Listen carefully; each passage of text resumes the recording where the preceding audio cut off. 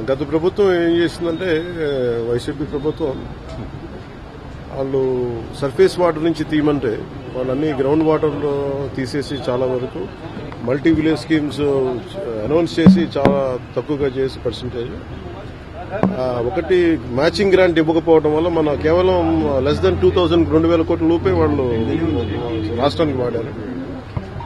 వాళ్ళు matching grant ఒకటి ఇవ్వకపోవడం ఇంకా మనకి 16,000 కోట్లు ఇంకా వాడుకోవాల్సిందే. దానికి సంబంధించి ఒకటి, అలాగే ఈ సర్ఫేస్ వాటర్ నుంచి తీసుకోవాలని కొంచెం ఎక్స్ట్రా ఖర్చు అవుతుంది. దీని మీద మాట్లాడుకున్నాం. సో ఒకసారి వాళ్ళ సహాయ సహకారాలు అడగడానికి, అలాగే ప్రధానమంత్రి గారు కూడా ఇంకా ఒకసారి తెలియజేస్తామని చెప్పారు మనం అడిగిన ఇవన్నీ డిమాండ్స్ అని. వీటికి సంబంధించి వాడిని అడిగిన మేజర్ రెండు ఒకటి బడ్జెట్ని ఇంక్రీజ్ చేయమని చెప్పాం, రెండు జేజేఎంని టైం లైన్ ఇంక్రీజ్ చేయమని చెప్పారు. అలాగే